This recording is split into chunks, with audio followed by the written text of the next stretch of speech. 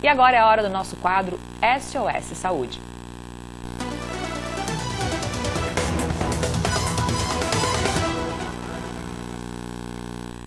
O assunto de hoje é endometriose. Segundo a Organização Mundial da Saúde, a OMS, 15% das mulheres sofrem dessa doença no Brasil e ela é responsável pela metade dos casos de pacientes quando não conseguem engravidar. Para nos explicar mais sobre essa doença, está aqui comigo o médico radiologista Felipe Rosenberg. É isso? Boa tarde. Obrigada mais uma vez pela participação com a gente para falar desse assunto tão importante, né, doutor? Então, endometriose, eu bato muito nesse tema, né? Ele é um diagnóstico mais ou menos novo, que ainda está se descobrindo muita coisa, não se sabe ainda a etiologia. Mas o que a gente tem é que as pacientes levam até 5 anos para fazer o diagnóstico da endometriose. Sempre que se fala em endometriose, eu converso com alguém e daí vem aquele comentário assim, isso é interessante, me falaram porque é uma amiga, porque eu tenho dor. E a dor pélvica recorrente na mulher, ela é extremamente comum, né? Extremamente. Pois é, vamos explicar o que é, né, endometriose? Então, endometriose é um sangramento fora do útero, sangramento menstrual fora do útero, em outro local. Então pode ser no ovário, pode ser dentro da cavidade abdominal, pode ser em qualquer lugar do corpo, inclusive cérebro, é raríssimo, mas pode, implante na barriga. Olha que interessante, é o nome de um sangramento. Sangramento de um tecido endometrial, o mesmo tecido que descama do útero durante a menstruação, ele está num outro lugar. Então quando a mulher menstrua, sangra ali dentro. Só que como não tem uma saída, fica uma cavidade fechada e aquela cavidade sangra e sangra. E cada ciclo menstrual ela vai sangrando, reabsorve um pouco do sangue, sangra de novo. E isso vai fazendo um processo inflamatório adjacente, crônico.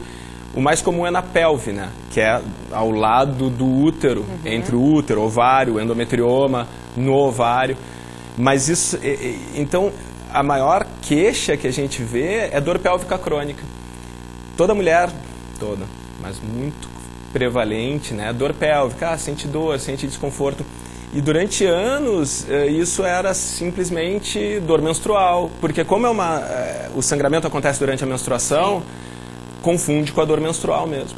Então essas mulheres não eram tratadas, elas não tinham um tratamento eficaz. A gente está falando de mulheres de que idades?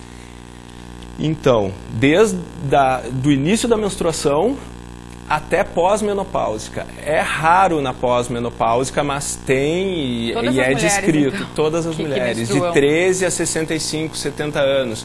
Mas é óbvio que a gente tem uma taxa de prevalência muito maior nas mulheres ali entre 18 e 45 anos. E ela chega a corresponder a 50% dos casos de infertilidade. Pacientes com infertilidade, que a gente já falou aqui umas vezes, até 50% são devido à endometriose. Mas eu acho que mais do que a infertilidade, óbvio, né? Infertilidade é um tema imenso. A gente tem essa questão da dor, né? Porque a dor é limitante, a dor é uma dor crônica, a dor é uma dor todo mês, dor, e não descobre, mas e vai no lado e dói. É igual a cólica menstrual ou não? Então, é uma cólica acentuada. É uma cólica. Agora mesmo, eu estava vindo aqui, eu falei, eu vou falar sobre endometriose, e daí uma senhora estava ali e falou, não, mas eu tenho uma dor e eu já fiz todos os exames e deu tudo normal. Então, a endometriose, existe um padrão de endometriose que se chama endometriose superficial, que ela só vai ser vista no exame cirúrgico, na laparoscopia. Mas a grande maioria das endometrioses, e principalmente as que causam dor, que é a endometriose profunda, a gente vai ver bem na ressonância magnética, bem feita, focada para isso. E existem protocolos ultrassonográficos hoje para avaliação e rastreamento de endometriose profunda também, com uma sensibilidade muito boa, quando feito em máquina boa, por profissional, experiente, que sabe o que está procurando. Então, a endometriose começou todas as mulheres que eram poliqueixosas por causa dos sintomas menstruais, não são tão poliqueixosas, realmente têm sintomas. E como vai fazendo esse processo inflamatório na pelve, ao redor, daí acontece, não faz o diagnóstico, o que acontece? Esse processo inflamatório invade, por exemplo, a alça intestinal.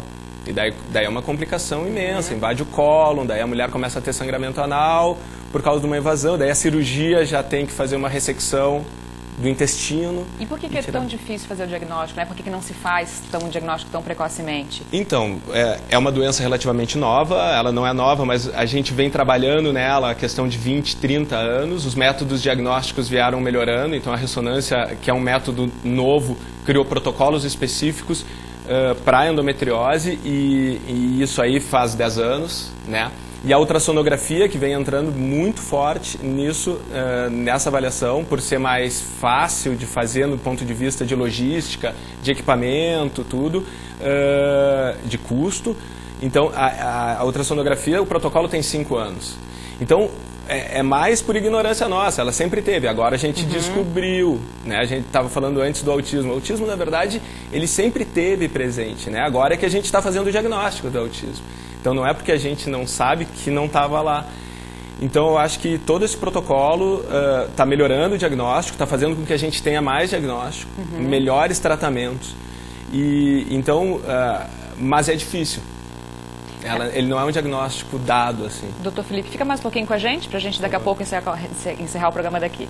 Você que está em casa, fica com a gente, ver mais, já volta para a gente continuar falando de endometriose.